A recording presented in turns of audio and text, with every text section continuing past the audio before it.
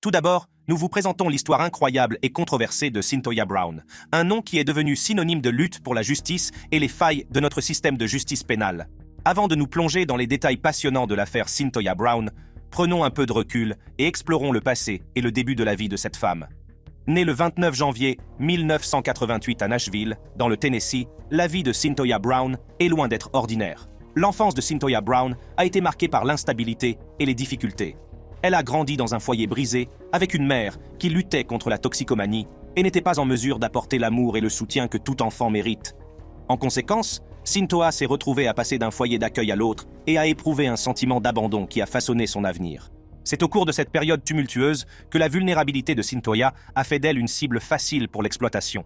À l'âge de 16 ans, elle s'est retrouvée prise dans l'univers sombre du trafic sexuel, victime de circonstances indépendantes de sa volonté. C'est dans ce contexte éprouvant que le chemin de Cyntoia a croisé celui de Johnny Allen, un homme de 43 ans qui allait devenir une figure centrale de la tragédie qui s'est déroulée. Les détails de leur rencontre sont choquants et dérangeants. Cyntoia, qui cherchait désespérément à échapper aux griffes de l'exploitation dont elle était victime, s'est retrouvée dans une rencontre fatidique avec Allen. Ce qui s'est passé cette nuit-là a changé le cours de leur vie pour toujours. Cyntoia a affirmé avoir tué Allen en état de légitime défense au cours d'un rapport sexuel, craignant pour sa propre vie. Cependant, les procureurs ont soutenu qu'elle l'avait tué dans l'intention de le voler. Ces récits contradictoires ont ouvert la voie à un procès très médiatisé qui allait captiver la nation. Au début du procès, l'accusation a dépeint Cyntoia comme une tueuse de sang-froid, affirmant qu'elle avait intentionnellement tué Johnny Allen pour le voler. L'accusation a présenté des preuves et des témoignages visant à discréditer ces allégations de légitime défense. De l'autre côté, l'équipe de défense de Cyntoia s'est battue sans relâche pour l'humaniser en mettant en lumière les expériences traumatisantes qu'elle avait vécues dans sa jeunesse. Ils ont fait valoir que ces actes étaient une réponse désespérée aux horreurs auxquelles elle avait été confrontée, une lutte pour la survie. Au fur et à mesure de l'avancement du procès, la nation a suivi le déroulement de l'affaire, le souffle coupé, avec des avis partagés sur la culpabilité ou l'innocence de Cyntoia. L'affaire a soulevé d'importantes questions sur la responsabilité de la société et de la famille dans l'absence de soutien à des enfants vulnérables comme Cyntoia. Enfin, après des semaines d'intenses batailles en salle d'audience, le jury a rendu son verdict. La tension dans la salle d'audience était palpable lorsque le juge a lu la décision qui déterminerait le sort de Cyntoia. Le verdict est tombé. Cyntoia Brown a été reconnue coupable de meurtre au premier degré et de vol. La salle d'audience a été envahie par un mélange d'émotions, certains célébrant le verdict comme une justice rendue, tandis que d'autres pleuraient le sort d'une jeune fille qui avait tant enduré. Le juge, lié par la loi, a condamné Cyntoia à la prison à vie, sans possibilité de libération conditionnelle. Ce fut un coup dévastateur pour une adolescente qui avait déjà vécu toute une vie de douleur et de traumatisme. Face à cette sentence écrasante, la réaction de Cyntoia a été un mélange de choc, d'incrédulité et de résilience. Elle a refusé de se laisser abattre et s'est engagée à se battre pour sa liberté et pour les droits des autres personnes ayant subi des injustices similaires. L'affaire Cyntoia a suscité un tollé national, de nombreuses personnes s'interrogeant sur l'équité de la condamnation d'une jeune fille à la prison à vie sans possibilité de libération conditionnelle. Elle est devenue un cri de ralliement pour les défenseurs qui estimaient que le système de justice pénale devait prendre en compte les circonstances particulières des délinquants juvéniles. Face au tollé général, l'État du Tennessee a pris des mesures. Un groupe de travail a été constitué pour examiner la question de la justice des mineurs et proposer des réformes qui garantiraient un traitement plus équitable des jeunes délinquants. Après avoir passé 15 ans derrière les barreaux, le cas de Cyntoia a attiré l'attention du gouverneur du Tennessee, Bill Haslam. Il a examiné attentivement les détails de l'affaire, en tenant compte des preuves du tollé général et des recommandations du groupe de travail sur la réforme de la justice pour mineurs. Dans une décision qui a choqué la nation, le gouverneur Haslam a accordé la clémence à Cyntoia Brown. Ce fut un moment de soulagement et d'incrédulité pour Cyntoia et ses partisans, qui s'étaient battus sans relâche pour sa liberté. Le 7 août 2019, Cyntoia est sortie de prison en tant que femme libre. La nouvelle de sa libération a suscité un mélange d'émotions, certains célébrant le triomphe de la justice et d'autres remettant en cause la décision. La libération de Cyntoia a marqué un tournant dans sa vie, mais elle a également relancé le débat sur l'équité du système de justice pénale. Certains ont affirmé que son cas était une exception, tandis que d'autres y ont vu un pas vers une approche plus compatissante et plus réhabilitante de la justice. Peu après sa libération, Cyntoia a épousé l'artiste J. Long, une union qui symbolisait un nouveau chapitre de sa vie. Cependant, en raison de la loi du Tennessee, leur mariage a été célébré par procuration, ce qui rappelle les restrictions auxquelles elle est toujours confrontée. Malgré les difficultés qu'elle a rencontrées, Cyntoia est restée déterminée à utiliser sa voix et sa plateforme pour plaider en faveur d'une réforme de la justice pénale.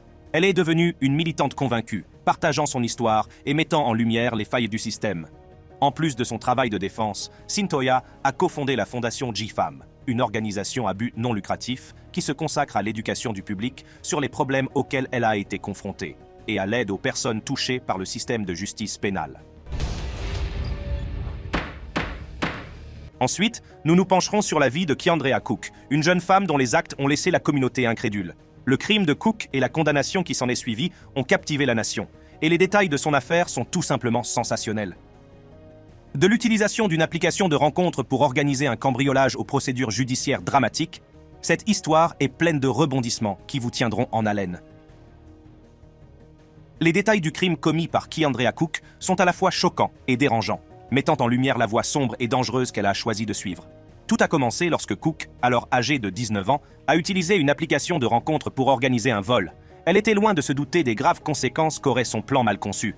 En utilisant l'application sociale Meet Me, Cook a attiré Perry Nida, un homme de 28 ans originaire de Palm Coast, dans un piège. Elle l'a séduit en lui promettant des relations sexuelles et de la marijuana, le persuadant de la rencontrer à South Daytona le 22 mars. À l'insu de Nida, Cook avait orchestré un sinistre complot qui allait changer à jamais la vie des personnes impliquées. Nida, accompagnée d'Emmanuel Manny Purcell, aujourd'hui âgé de 18 ans, a accepté de monter avec Cook dans sa camionnette. Alors que les trois personnes sont assises dans le véhicule, les événements prennent une tournure soudaine et terrifiante. Kendrick Bass, qui n'avait alors que 15 jours avant son 17e anniversaire, est sorti de l'ombre et a sauté sur la banquette arrière du camion en brandissant une arme. La panique et le chaos s'ensuivent alors que Purcell pousse instinctivement Bass, tentant de se défendre et de défendre son ami. Au milieu de la lutte, Bass a tiré 2 coups de feu, dont l'un a atteint Purcell, le blessant grièvement. Le bruit des coups de feu a résonné dans la nuit, gravant à jamais cet événement déchirant dans la mémoire des personnes impliquées. Les suites immédiates du crime ont été marquées par la confusion et la peur. Purcell, blessé mais résistant, luttait pour sa vie tandis que Nida et Cook étaient sous le choc et l'horreur de ce qui venait de se passer. Mais l'histoire ne s'arrête pas là. Il est choquant de constater que 2 jours plus tard, Cook et Bass font à nouveau équipe et se livrent à un nouveau carjacking. Les détails de ce nouveau crime soulignent encore davantage la voie dangereuse que Cook avait choisie. L'enquête sur ces crimes a été complexe et longue, les forces de l'ordre travaillant sans relâche pour traduire les auteurs en justice. Cependant, en raison d'une erreur de communication et d'autres facteurs, il a fallu 10 mois pour que Bass soit arrêté. Entre-temps, il s'est infligé d'autres blessures, se tirant accidentellement une balle dans la jambe et le pied avec une arme volée. Le retard de son arrestation n'a fait qu'ajouter à la frustration et à l'angoisse ressentie par les victimes et leurs familles. Le parcours de Kiandrea Cook dans le système de justice pénale a commencé par sa condamnation initiale, un moment qui allait changer à jamais le cours de sa vie. En ce jour fatidique, Kiandrea Cook, accompagné de ses proches, entre dans la salle d'audience du S. James Foxman Justice Center de Daytona Beach, en Floride. La tension dans la salle était palpable, tous les regards étant fixés sur la jeune femme dans l'attente de la décision du juge. Le juge Matt Foxman, connu pour son approche pragmatique, a présidé l'affaire. Il s'est adressé directement à Madame Cook, reconnaissant quelques facteurs qui ont joué en sa faveur. Tout d'abord, il a noté que Cook n'avait pas tenu l'arme à feu pendant le volume. Deuxièmement, et c'est peut-être le point le plus important, la victime du crime a miraculeusement survécu. Toutefois, le juge a clairement indiqué que, malgré ces circonstances atténuantes, le crime lui-même était intentionnel et orchestré. Elle a été inculpée de carjacking, de tentative de carjacking à l'aide d'une arme mortelle et de coups et blessures. Le poids de la sentence plane dans l'air, tandis que les proches s'étouffent d'incrédulité. La mère de Cook, à qui l'avocat de sa fille avait assuré qu'elle ne serait pas condamnée à une peine de prison, a poussé un cri déchirant. La salle d'audience a été envahie par l'émotion, alors que Cook et sa mère étaient confrontés à la réalité de la situation. La réaction de Madame Cook et de sa mère a été intense, alimentée par le choc de la sentence. Elle pensait que l'accord sur lequel elle s'était mise d'accord ne prévoyait pas de peine de prison. La sévérité inattendue de la peine les a laissés dévastés et accablés. Les cris et l'angoisse ont résonné dans la salle d'audience, traduisant les émotions brutes d'une famille déchirée par les conséquences des actes de Madame Cook. Après les montagnes russes émotionnelles de la condamnation initiale de Kiandrea Cook, l'affaire a pris une tournure inattendue avec l'introduction d'un nouvel accord de plaidoyer. Kiandrea Cook, qui vit désormais à Crescent City et est représenté par un nouvel avocat, Steven Robinson, a de nouveau plaidé la non-contestation. Cet accord de plaidoyer déterminera le sort de Cook et les charges qui pèsent sur elle. principal pour carjacking avec une arme mortelle, principal pour tentative de carjacking avec une arme mortelle et principal pour coups et blessures aggravés avec une arme mortelle. Ces chefs d'accusation sont assortis de lourdes peines, y compris la possibilité d'une peine d'emprisonnement à perpétuité. La gravité de la situation n'a pas échappé à Madame Cook lorsqu'elle s'est présentée devant le tribunal, espérant une issue plus favorable. Le juge Matt Foxman a conseillé à Madame Cook de coopérer à l'enquête présententielle, soulignant qu'elle ne pouvait qu'être bénéfique pour son dossier. Il l'a exhortée à ne pas avoir de démêlés avec la justice et à rester en contact avec ses avocats, qui lui donneront d'autres conseils. Les paroles du juge étaient suspendues dans l'air, rappelant l'importance de s'amender et de faire preuve de volonté de changement. Alors que le tribunal se prépare pour la phase suivante de la procédure judiciaire, la question de la sentence se pose avec acuité. Les lignes directrices prévoient un minimum de 10 ans et demi de prison, mais la décision finale est entre les mains du juge. La salle d'audience bourdonne d'impatience, chacun attendant de connaître le sort de Cook. Cependant, l'histoire a pris une autre tournure inattendue. Les procureurs ont allégué que Cook avait violé les conditions de sa libération en parlant à Kendrick Bass, le tireur présumé de l'attaque de voiture. Ces appels téléphoniques présumés témoignaient d'un mépris des conditions minimales de sa libération provisoire. L'assistante du procureur Ashley Terwilliger a déposé une requête visant à révoquer la liberté provisoire de Cook et à la faire incarcérer jusqu'à ce que l'affaire soit résolue. La révélation de la violation présumée de Cook a ajouté une nouvelle couche de complexité à une affaire déjà tumultueuse. La requête de l'accusation a soulevé des questions quant à la volonté de Cook de respecter les conditions de sa libération et à l'impact potentiel sur sa condamnation. Le drame de la salle d'audience a continué à se dérouler, laissant tout le monde sur le qui-vive. Au fur et à mesure que la procédure judiciaire avançait, une nouvelle date de condamnation pour Cook n'avait pas encore été fixée. L'incertitude entourant son sort n'a fait qu'accroître la tension dans la salle d'audience. C'est le juge qui aura le dernier mot, en tenant compte des preuves, de l'accord sur le plaidoyer et de l'impact des actions de Cook sur la communauté. Des mois plus tard, alors que l'agitation retombait, le juge Foxman a autorisé Cook à conclure un nouvel accord, invoquant une mauvaise communication entre Cook et son assistant de défenseur public. La peine de Cook a finalement été ramenée à 11 ans de prison, soit une réduction significative par rapport à la peine initiale de 20 ans. La montagne russe des émotions s'est poursuivie alors que Mme Cook et sa famille tentaient d'assimiler le nouveau résultat, leur réaction témoignant de la nature imprévisible du système judiciaire. Ensuite, nous nous pencherons sur la vie et les crimes de Jennifer Mee, une adolescente dont l'implication dans un crime odieux a captivé la nation. Petersburg, en Floride, la vie de Jennifer Mee a pris un tournant sombre lorsque, à l'âge de 15 ans, elle a été impliquée dans un vol qui s'est soldé par un meurtre tragique. Jennifer Mee est née le 27 février 1991 à Saint-Pétersbourg, en Floride. En grandissant, elle a été confrontée à de nombreux défis et luttes qui ont finalement façonné son parcours. Dès son plus jeune âge, Jennifer présente des problèmes de comportement et a des démêlés avec la justice. Son éducation difficile a été marquée par un manque de stabilité et de soutien.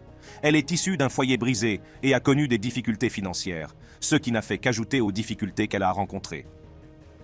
Ces circonstances ont rendu Jennifer vulnérable et sujette à des influences négatives. En outre, Jennifer Mee souffrait d'une maladie particulière, le hockey chronique, qui lui a valu le surnom de « fille au hockey » dans les médias. Cette maladie n'a pas seulement provoqué une gêne physique, elle a également attiré l'attention sur elle, ce qui l'a encore plus isolée de ses camarades.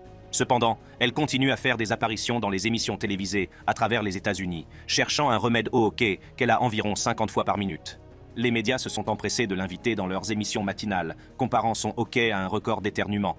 Bien que les causes et les traitements de son état aient été débattus, elle est restée un sujet de recherche populaire en ligne. Mee a essayé des remèdes comme le sucre et le beurre de cacahuète, respirer dans un sac et avoir peur pour arrêter le hockey, avant de trouver un traitement efficace avec le Dr Bob Lind. Même après la fin de ses hockets, Mee a continué à attirer l'attention des médias.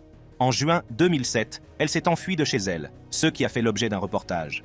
Plus tard, elle a entamé une relation avec Lamont Newton et a conçu un plan pour piéger et voler des victimes en ligne. Avec l'aide de Newton et d'un autre ami, Laron Rayford, elle a réalisé les vols dans le cadre de son projet. À l'adolescence, Jennifer est en quête d'acceptation et d'appartenance. Malheureusement, sa quête de connexion va la conduire sur un chemin sombre et dangereux. Alors qu'elle n'avait que 15 ans, Jennifer Mee a été impliquée dans un crime qui allait choquer la nation. Avec ses amis, Laron Rayford et Lamont Newton, Jennifer a élaboré un plan pour voler un homme nommé Shannon Griffin. Sous prétexte de lui vendre de la marijuana, Jennifer, Laron et Lamont ont attiré Griffin dans une maison inoccupée.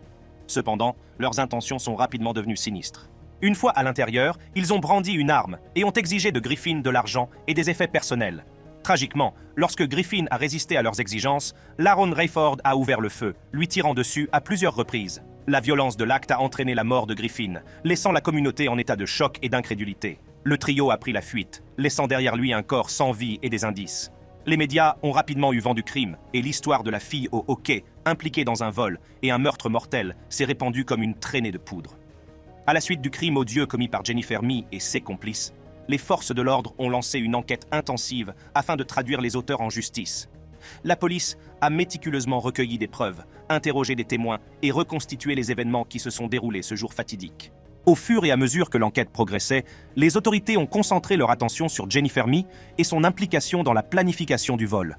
Elles ont découvert un réseau de relations et de preuves qui indiquent qu'elle a participé activement au crime. Finalement, les preuves sont devenues accablantes et ont conduit à l'arrestation de Jennifer Mee, Laron Rayford et Lamont Newton. Le trio a été inculpé de meurtre au premier degré, un crime passible de lourdes peines. Le procès de Jennifer Mee et de ses complices est devenu un événement très médiatisé, attirant l'attention des médias et de la nation. La salle d'audience était remplie de journalistes désireux de découvrir tous les détails de ce crime choquant. Au cours du procès, l'accusation a présenté un dossier convaincant, soutenant que Jennifer Mee a joué un rôle actif dans la planification du vol, qui a finalement conduit au meurtre de Shannon Griffin. Elle a dressé le portrait d'une personne calculatrice et froide, capable de commettre un acte aussi odieux. L'équipe de défense de Jennifer a toutefois cherché à la présenter comme une adolescente vulnérable et facilement influençable, poussée à participer au crime par ses complices plus âgés. Ils ont fait valoir qu'elle devrait être tenue moins responsable de ses actes. Au fur et à mesure du déroulement du procès, les médias ont disséqué chaque élément de preuve et chaque témoignage, donnant un caractère sensationnel à l'histoire et alimentant l'intrigue publique. Le surnom de fille au hockey a ajouté un degré de fascination supplémentaire, les gens s'efforçant de concilier l'image d'une adolescente souffrant d'un hockey chronique avec le crime violent dont elle était accusée. Le jury a finalement délibéré et rendu son verdict. Jennifer Mee a été reconnue coupable de meurtre au premier degré, une condamnation assortie d'une peine d'emprisonnement à perpétuité sans possibilité de libération conditionnelle. Le cirque médiatique entourant le procès s'est lentement estompé, mais l'impact des actions de Jennifer Mee a continué à se répercuter dans la communauté et dans le pays. Après avoir été condamnée à la prison à vie sans possibilité de libération conditionnelle, la vie de Jennifer Mee a pris un tournant radical lorsqu'elle a commencé son voyage derrière les barreaux. S'adaptant aux dures réalités de la vie carcérale, elle a dû faire face à la perspective décourageante de passer le reste de ses jours confinée entre les murs d'un établissement pénitentiaire. Ensuite, nous nous pencherons sur l'histoire glaçante de Samantha Grigg, un nom qui a fait l'effet d'une bombe dans la petite ville de Saline, dans le Michigan. L'implication de cette jeune femme dans une affaire de meurtre a laissé la communauté incrédule et a changé à jamais la vie des personnes impliquées.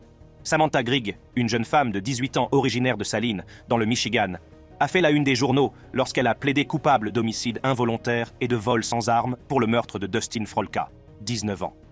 Les événements qui se sont déroulés lors de cette nuit fatidique de février ont provoqué une onde de choc au sein de la communauté, modifiant à jamais la vie des personnes impliquées.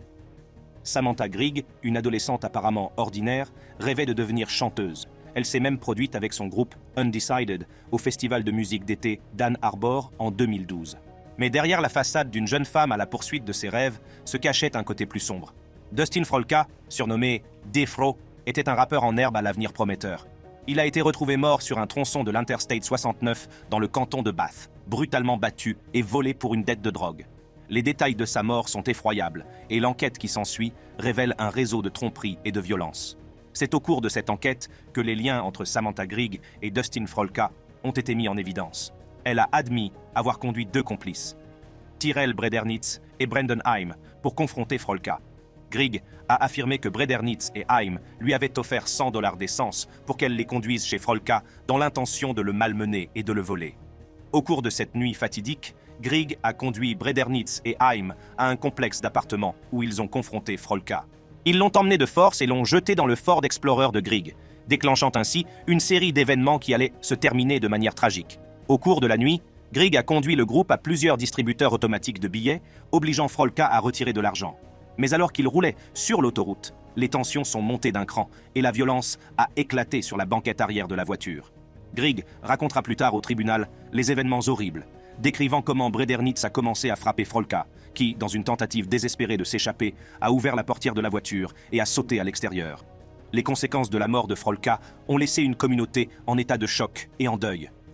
L'implication de Samantha Grigg dans ce crime entachera à jamais son nom et hantera ceux qui l'ont connu. Le procès et la condamnation ont permis à la famille éplorée de tourner la page, mais les cicatrices laissées derrière elle ne se refermeront jamais complètement. Le procès de Samantha Grigg s'est déroulé devant le tribunal itinérant du comté de Clinton, où elle était accusée d'homicide involontaire et de vol sans arme. La tension régnait dans la salle d'audience, alors que la communauté attendait que justice soit rendue à Dustin Folka et que des réponses soient apportées aux questions qui la hantaient. Au cours du procès, Samantha Grigg a raconté à la barre les événements de cette nuit fatidique. Elle a admis avoir conduit Tyrell Bredernitz et Brendan Haim à confronter Folka, mais elle a maintenu qu'elle n'avait pas connaissance des violences qui allèrent s'ensuivre. La défense de Grigg a fait valoir qu'elle avait été contrainte de participer au crime et qu'elle n'avait jamais eu l'intention d'en arriver à une issue aussi tragique. Cependant, au fur et à mesure que le procès avançait, des révélations choquantes sont apparues qui ont donné une image différente de l'implication de Samantha Grigg. Des témoins ont affirmé que Grigg avait participé activement à la planification du crime en connaissant parfaitement les intentions de Bredernitz et de Haim. Des messages textuels et des publications sur les réseaux sociaux ont été présentés comme preuves, révélant un côté plus sombre du caractère de Grigg. Les procureurs ont fait valoir que les actes de Madame Grigg n'étaient pas ceux d'une spectatrice innocente, mais plutôt ceux d'une participante active aux vols avec violence qui a conduit à la mort de Dustin Folka. Ils ont brossé le portrait d'une jeune femme qui a volontairement conduit les malfaiteurs sur les lieux du crime, sachant le mal qui attendait Folka. Alors que le procès atteint son apogée, le jury est confronté à la difficile tâche de déterminer la culpabilité ou l'innocence de Samantha Grigg. Après de longues délibérations, le jury a rendu son verdict. Samantha Grigg a été reconnue coupable d'homicide involontaire et de vol sans arme, des crimes passibles d'une peine maximale de 15 ans de prison. La salle d'audience était remplie d'émotions contradictoires alors que le juge s'apprêtait à prononcer la sentence. La famille de Dustin Folka, qui pleure encore la perte de son proche, espère que justice sera rendue. Samantha Grigg, qui doit maintenant faire face aux conséquences de ses actes, attend son sort le cœur lourd. Dans un moment fort et émouvant, la famille de Dustin Folka s'est adressée à la cour, exprimant sa douleur et l'impact que sa perte a eu sur sa vie. Ils ont parlé du vide laissé derrière eux et des rêves qui ne seront jamais réalisés. Leurs paroles ont trouvé un écho dans la salle d'audience, qui n'a pas tremblé. Enfin, le juge a prononcé la peine de Samantha Grigg. Compte tenu de sa coopération et de son témoignage contre ses complices, le juge a fait preuve d'indulgence. Grigg a été condamné à une peine de 5 à 16 ans de prison, avec possibilité de libération conditionnelle après avoir purgé une partie de sa peine. La salle d'audience a été envahie par un mélange d'émotions. Certains estimaient que justice avait été rendue, tandis que d'autres considéraient que la peine était trop clémente compte tenu de la gravité du crime. La communauté s'est retrouvée aux prises avec l'après-coup, essayant de donner un sens à la tragédie insensée qui s'était déroulée. Alors que Samantha Grigg est emmenée vers le début de sa peine, elle se tourne vers la salle d'audience, des larmes coulant sur son visage. Dans un moment de remords, elle a murmuré « Merci d'avoir regardé. Cliquez sur les vidéos sur votre écran pour un contenu similaire. »